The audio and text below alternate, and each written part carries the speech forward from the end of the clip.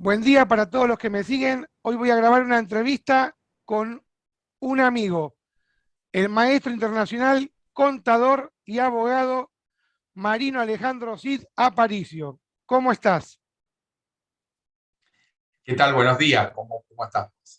Bien, muy Todo bien. bien, todo ¿Cómo bien. te sentís? Bien, hoy bien, anduvimos recorriendo un poco el campo, así que tranquilo. Ya vamos a hablar de esa etapa de tu vida. Naciste el 12 del 6 de 1958. En esa época brillaba Botvinnik, Milo, Petrosian, Spassky y después aparecía Fischer un poquito más tarde. ¿Qué opinas de todos esos colosos del tablero?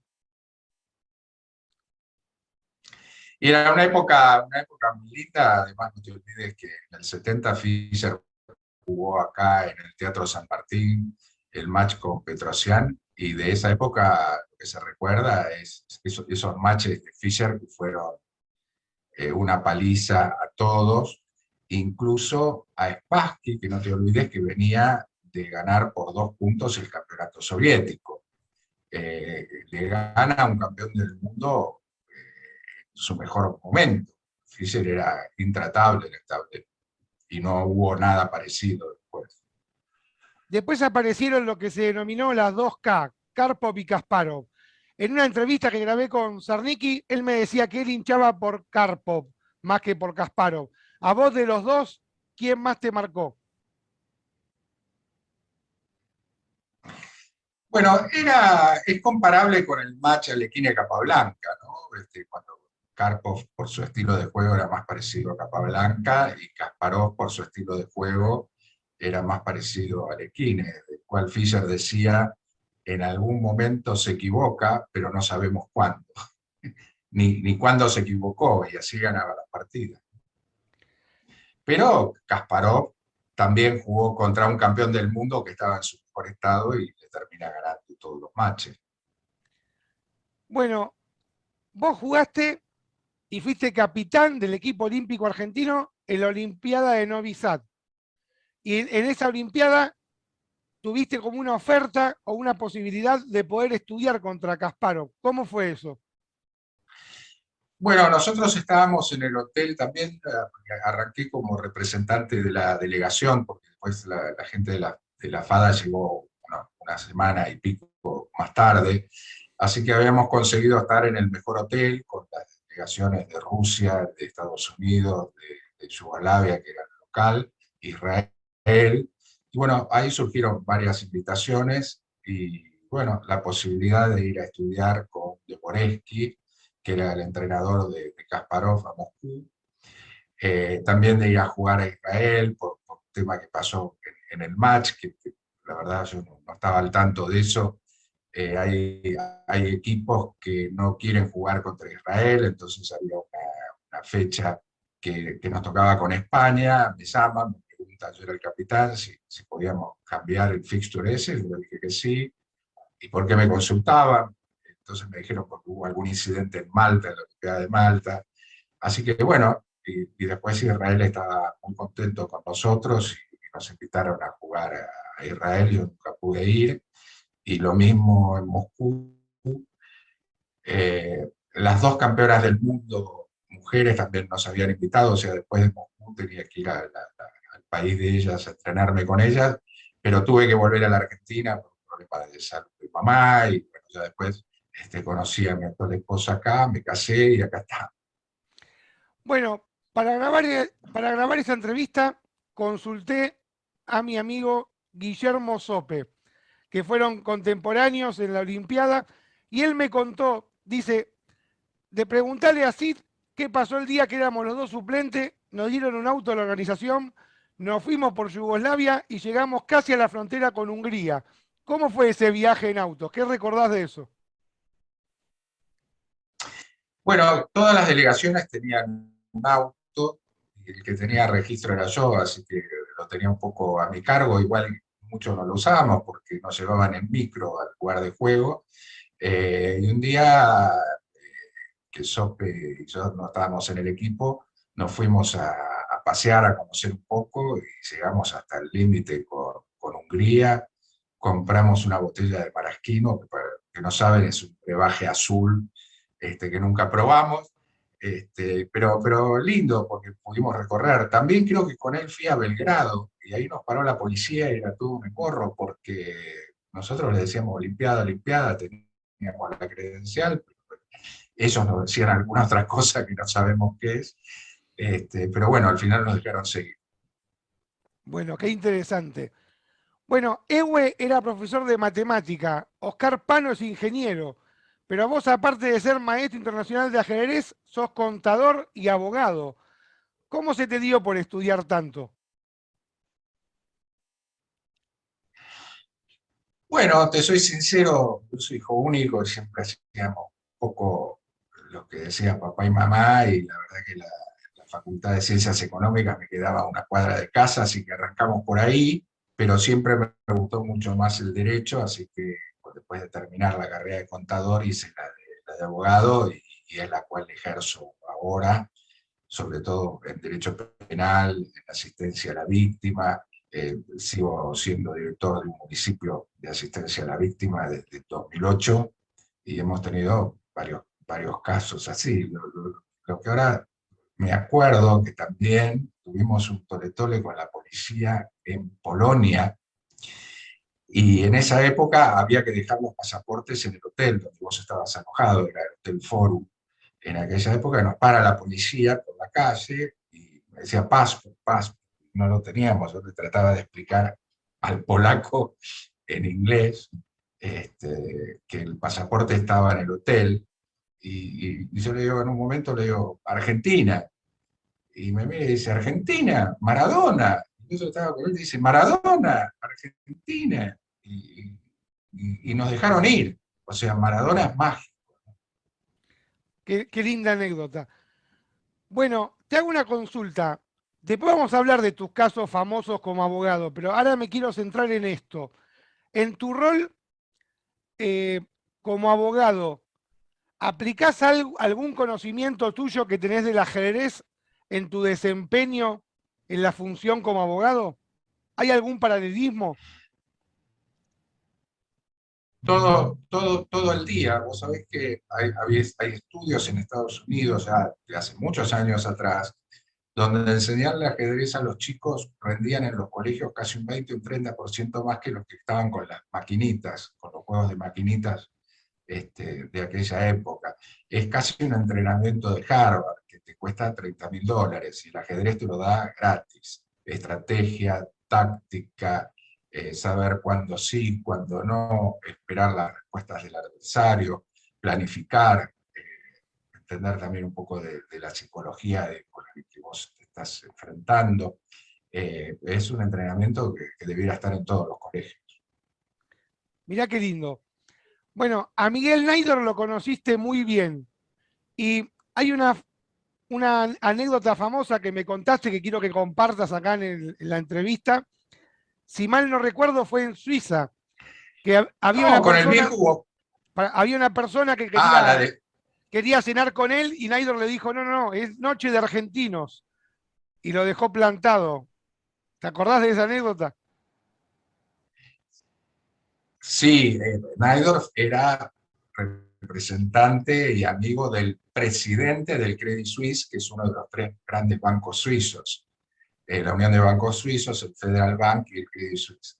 Entonces, el torneo lo organizaba el Credit Suisse con la sucursal local. Entonces, el que viene es el gerente de la sucursal local con Suri, que era el director del torneo, que era el presidente del Correo de Suiza, y estábamos todos charlando ahí con el viejo y interrumpen a los suizos, digamos, y lo invitan a él específicamente a cenar. En realidad tenía que haber pedido permiso para hablar con él, llevarlo a una parte y tal. Entonces lo invitan a él, él lo miró y le dijo, no, no, esta noche ya están invitados los chicos, es una noche argentina. Voy a cenar con los chicos. Dice, bueno, ¿y cuándo lo podemos hacer de vuelta? No sé, pronto, pronto, le dijo. Y la verdad que nos llevó a cenar a todos esa noche en Suiza. Una noche inolvidable, creo que estaba Sarmini, creo que estaba Hoffman, creo que estaba Contín, y no me acuerdo si alguien más, no me acuerdo, estaba Cámpora también, pero me parece que no, pero así que la pasamos bárbaro, y la hija del organizador, que era Marianne Suri, que ya lo conocía a Pano de la época que hubo un internacional ahí, me decía, yo puedo ir con ustedes. Y digo, ¿cómo no vas a poder venir? Y me decía, no, porque el maestro dijo que era noche argentina. Le digo, no, pero vení con nosotros. Así que también participó la hija del organizador. ¿Y alguna otra anécdota con Miguel Naidorf? ¿Otro recuerdo que tengas de él? Y el viejo era un divino. Estábamos una vez, él tenía un departamento en Punta del Este, en el Santos Dumont, y yo veraneaba por aquella época también ahí en Punta del Este, y el viejo iba al casino. Ahí en Punta del Este había dos casinos, un hotel muy grande y el de la vuelta, el que estaba en el centro. Y esa noche, la verdad que parecía que la bolita tenía ojitos, porque donde jugaba el viejo salía en otro lado. Y viste, cuando uno está jugando, está perdiendo, no hay que estar, no estás de mejor humor, y yo le daba vueltas y le decía, pero viejo, vio que hay noches y noches, que a veces sale bien, a veces sale mal, y me dijo, vos quedate tranquilo, que a mi edad yo me estoy jugando la de mi yerno. Así que, Está muy bueno, bueno. y lo siguieron matando. Bueno, viajaste a Estados Unidos con Malbrán, el ex campeón argentino. ¿Qué recordás de ese viaje? Bueno, era el torneo de Filadelfia, en esa época había tres torneos muy grandes, abierto Suiza, el de Filadelfia, y creo que había otro en Berlín. Era un torneo abierto muy, muy importante, y la verdad que Malbrán hizo un torneazo porque empató con Birne, empató con, ahora se me van los nombres, con el jugador 7 del mundo, eh, y también empató con Kamsky, no me salía. Y yo jugaba, y la verdad que unas posiciones absolutamente desbalanceadas, y yo me decía, ojalá yo pudiera estar jugando como vos. Me decía, pero yo empato y vos ganás. Y era un poco eso, y llegamos a la última ronda y yo quedé a medio punto de los punteros. Así que ganando la última ronda. Qué linda anécdota. También viajaste por España, por Francia, por Alemania. ¿Te acordás algo de esos viajes? Sí, bueno, estábamos en España, en Elche, con Gustavito Gualdoni, que es de San Nicolás, que él estaba viviendo ahí, así que alquilábamos un departamento, y después en Suiza, que pudimos yo pude entrar a jugar gracias a Cámpora, y después yo fui incorporando otros jugadores argentinos que eran por invitación. Después de ahí lo que pasó es que terminé siendo un poco local en Suiza, algo raro, era local casi, te diría, en Brasil, en Mar del Plata y en Suiza. Y los jugadores suizos recibían invitaciones de los países del este, de la cortina, detrás de la cortina, pero nunca querían ir porque ahí no había dólares, pagaban coronas checas y esas cosas. Y entonces me pasaban las invitaciones a mí, así que yo iba a jugar detrás de la cortina, a Checoslovaquia, a Hungría, y lo hacía un poco, me trataban, imagínate, casi bajo bandera suiza, que yo jugaba con bandera argentina. Entonces era un poco el mimado de los torneos, porque esas invitaciones eran a reciprocidad. Los suizos invitaban a jugadores checos y viajaban los dirigentes.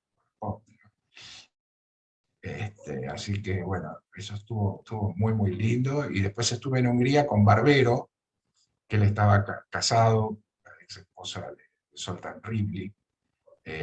Así que yo estuve en la casa con él y compartimos muy lindos momentos también allí.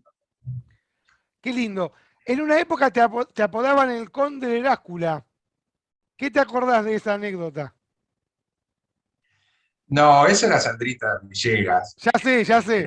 jugó en Novi Sad, era la Sí. cuarta, Y mejoraste su el carrera, cuarto tablero, la ayudaste a mejorar su tenía carrera. 18 años, y las más grandecitas las mandaban a jugar los torneos ping-pong y eso, y yo me paré de mano, porque en realidad era capitán de los dos equipos, el masculino en lo formal, y el otro era Juan Ángel Mas, entonces me había delegado a mí la capitanía de eso, y me puse firme y le dije, Sandra Villegas vino acá como jugadora y va a tener que jugar. Discutieron las tres titulares mucho, y al final Sandrita jugó y ganó.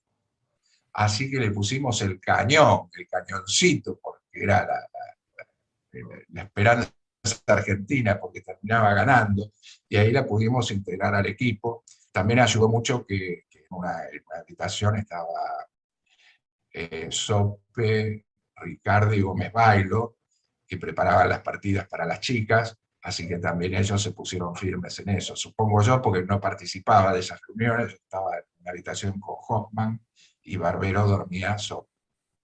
Recién hablaste de un gran Ah, vos me dirigente. preguntabas lo de Drácula. Sí. No, yo me puse de novio con una chica húngara divina, hermosa, preciosa, y ahí en Novi Sad, que significa Campo Nuevo, es el límite entre el Imperio Austrohúngaro y el Imperio Otomano. Del otro lado del Danubio era como una colina, había un monasterio, que ahora hacía las veces de restaurante.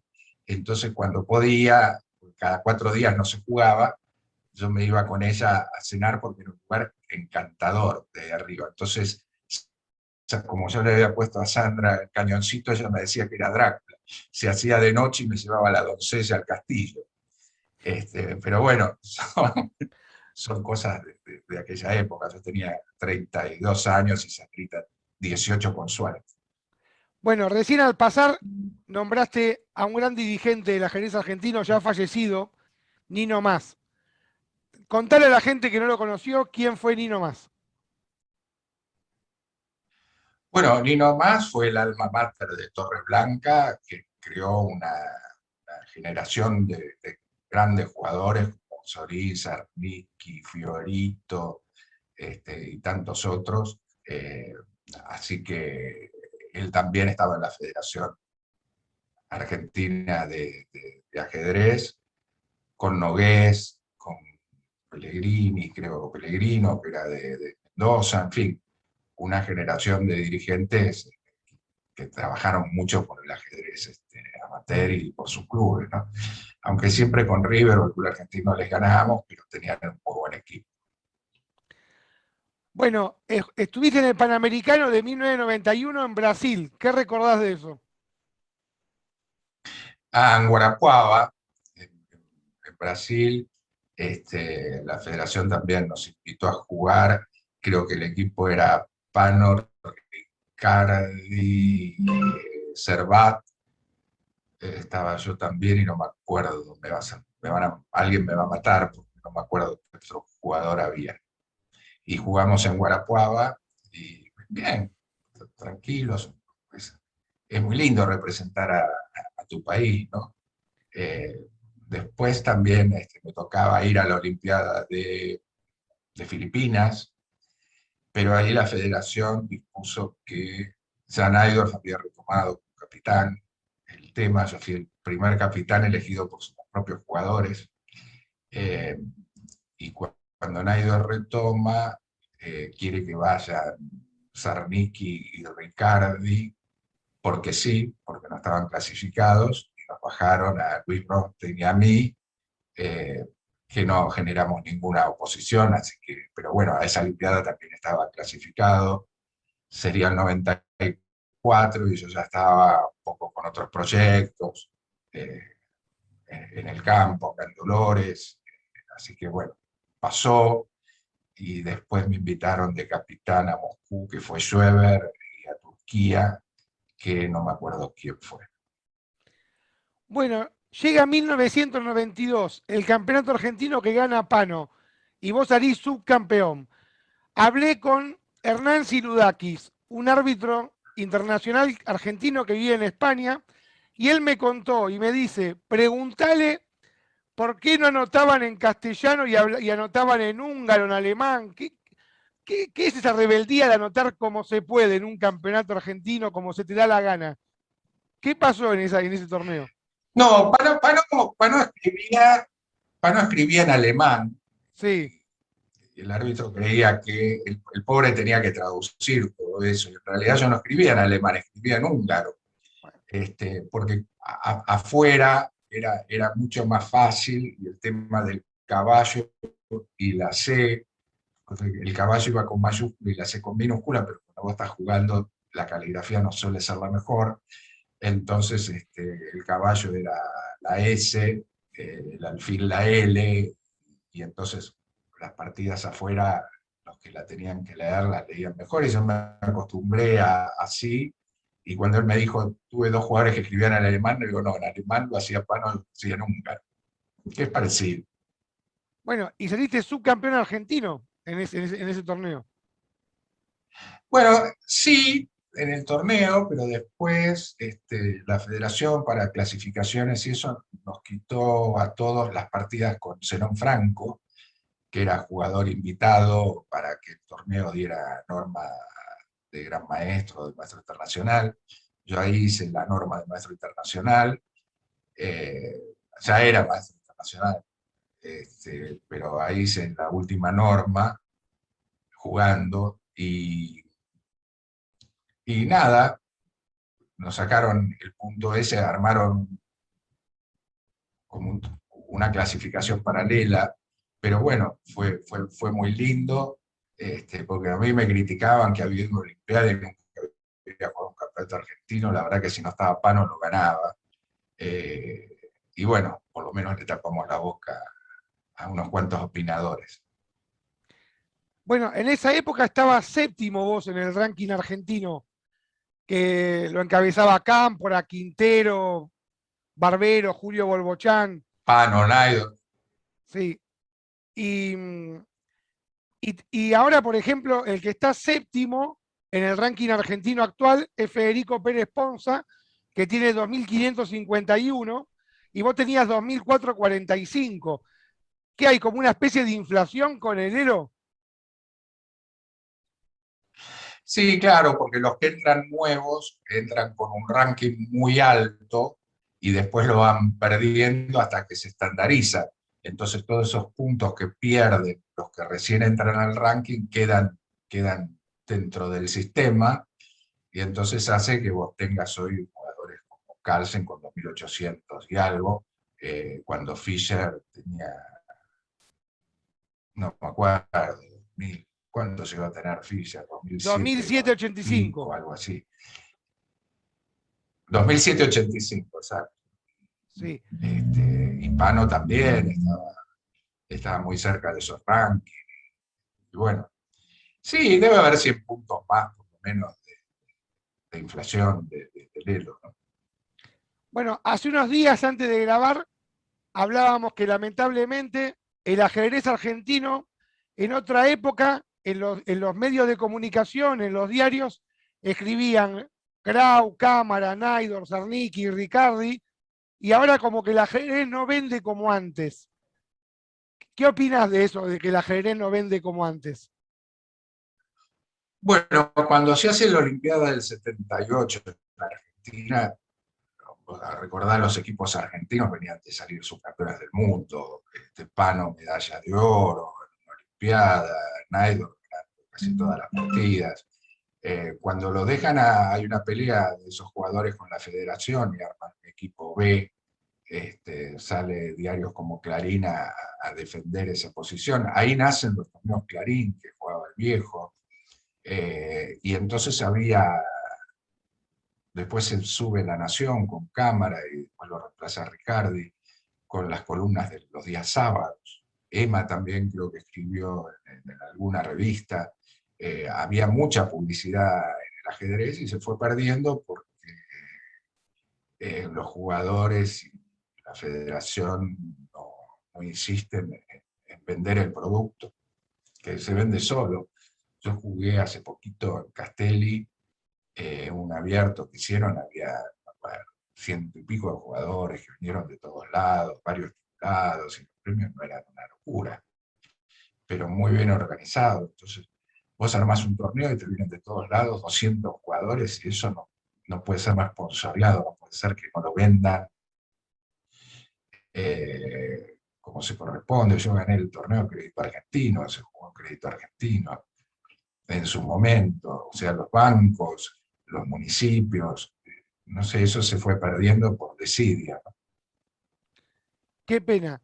Si hablamos de la ciudad de Biel, los que amamos el ajedrez, recordamos la partida Fischer-Tal del 61 o la de Zapata-Nan en 1988. Pero vos en 1989 le ganás al campeón mundial juvenil polaco, Dansky, en esa ciudad de Biel. ¿Qué recordás de esa partida? Una cosa de loco, porque yo empecé a sacar las piezas y me colgué calidad, era una francesa, eh, pero traspuse una jugada, no sé qué pasó, pero quedé bien con calidad de menos, con mucho desarrollo y a él le costaba sacar las piezas y terminó con una combinación que terminó siendo premio de belleza en esa partida, que cobré 150 francos suizos que me venían bárbaros, y después me sorprendí cuando la vi en la posición, en la Jackmatic de, de Rusia. O sea, le gustó a todo el mundo en esa época, y me toca jugar con Polonia en la Olimpiada de Novi Sad, y Degansky estaba en la lista de jugadores polacos, y no se quiso sentar conmigo, yo iba a blancas de vuelta, pusieron al quinto tablero de ellos, que me miraba como el monstruo del lago Ness, ¿viste? Estoy jugando, parecía que estaba jugando con Miguel Tal, nada que ver, ¿no? Y los 3 primeros tableros empataron y quedé yo jugando con blancas, y era la última rueda, y yo necesito tablas y nos fuimos todos corriendo. Te imaginas que el polaco casi me abrazaba, empatar con el monstruo. Y empatamos 2-2 y después jugamos, creo que con Albania, la última ronda. Qué lindo recuerdo. Bueno, vos tenés referencia de algunos ajedrecistas argentinos donde vos lo llamás con un apodo. Yo te lo voy a nombrar y vos explicale a la gente quién era y qué significa ese apodo. O sea, cuando vos me decís, yo era amigo del Cabezón, bueno, explicarle a la gente quién era el Cabezón. Bueno, no era que yo les ponía esos apodos, los tenían ellos. El cabezón era Smetan, Jorge Smetan, nuestro internacional ya fallecido. ¿Y tenés algún recuerdo de Smetan? Sí, nosotros nos distanciamos, la verdad que ni me puedo acordar por qué. Creo que empatamos un par de veces y después le gané muchas veces, y un día estaba esperando que él quería ir al cine, y no abandonaba, y yo no jugaba hasta que se hizo la hora que ya no llegaba al cine y terminé rematando la partida. Pero son pavadas de la época entre jugadores. Bueno, a vos te gusta el fútbol y el tenis también. ¿Qué te gusta de esos dos deportes? Bueno, soy hijo único, entonces los deportes colectivos me encantaban. Jugué mucho tiempo, jugué en excursionistas, que me vieron en Racing y me llevaron allá al Bajo Belgrano, y bueno, y después jugué en el Universitario muchos años, hincha de Racing, y venimos sufriendo domingo a domingo, aunque ahora se juega los lunes, los miércoles. Pero bueno, se cambia de amor, pero no de equipo, así que desde el 66 que salió campeón Racing, lo sigo. Bueno, Ah, y vamos a, del tenis, bueno, sí, me encanta jugar al tenis, ahora hace tiempo que no juego, pero es un deporte que me entretiene mucho. vamos a hablar un poco de tu faceta como abogado. Hay un caso que se dio en Santa Teresita de una chica que fue asesinada, Mara Mateu, que yo estuve buscando información y el hermano decía que vos presentabas documentación, pruebas y eras como una topadora, que ibas para adelante, que no te detenía nadie como abogado. ¿Por qué el hermano de esta chica fallecida tristemente dice que vos eras una topadora, que a nivel la causa la llevabas a una velocidad galopante? Bueno, es una nena de 16 años que la mataron en Santa Teresita en el 2008. La violaron, la ahorcaron y fue un caso nacional. Viste que a veces no se sabe porque pasa todos los días y de repente un caso pega más que el otro. Y yo me acuerdo, estaba en una estación de servicio y estaba mirando y decía, uy, pobre fiscal, que lo corrieron a piedrazos. Y a los pocos días estaba yo metido en esa causa con el apoyo de todo el municipio del Partido de la Costa, de Juan Pablo de Jesús, su intendente. Eh, y era un caso interesante porque uno de los asesinos era un perejil que vendía droga ahí, un poco habrá sido el entregador, y el otro era más pesado, tenía conexiones políticas en la provincia de Buenos Aires, y lo trató de encubrir. Lo que pasa en el Poder Judicial de Dolores es muy serio, muy sano, no pudieron, yo tampoco los dejé, no les aflojé, nos robaron las pruebas en la asesoría pericial La Plata, fue un escándalo nacional, y yo les dije que se quedaran tranquilos, que íbamos a investigar este caso como se hacía antes de tener los ADN, pues se habían robado las uñas de la nena, ¿no? Pero por suerte, el Hospital Durán, había una camisa de ese diputado que la lavaron y pensaron que eso era todo, y en realidad se encontró ADN de él en 6 lugares de la camisa y están cumpliendo su merecida perpetua los dos. Los defendía el estudio Burlando, y puesto por la política, ¿no? Del ministro de Justicia y Seguridad de la provincia de Buenos Aires, que se había manifestado que era su amigo, que no podía ser, qué sé yo.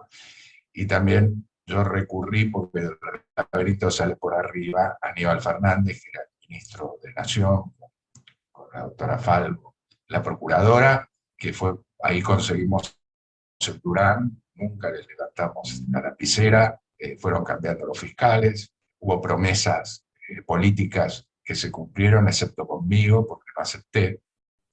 Había un fiscal general que lo ascendieron a camarista, había un fiscal que hizo pedir que lo apartaran y lo ascendieron a fiscal general, y para mí tenían reservada una fiscalía, no sé si en Dolores o en la costa, y yo dije que no, bajo ninguna circunstancia. Me ofrecían en Costa Esmeralda terreno, materiales para construir, para que yo me mudara ahí, todo que no, que no, que no, que no, que no.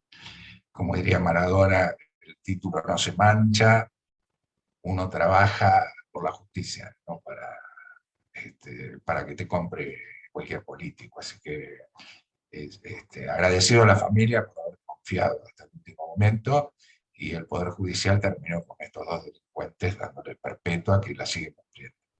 Bueno, última pregunta para ir cerrando. Yo voy a publicar una foto, cuando publique esta entrevista, que vos me pasaste de la revista Noticias, que aparece el presidente, el expresidente Macri, y vos estás a un costado de esa foto. Explicarle a la gente para que entienda por qué tenés el vínculo con Macri en esa foto de la revista Noticias.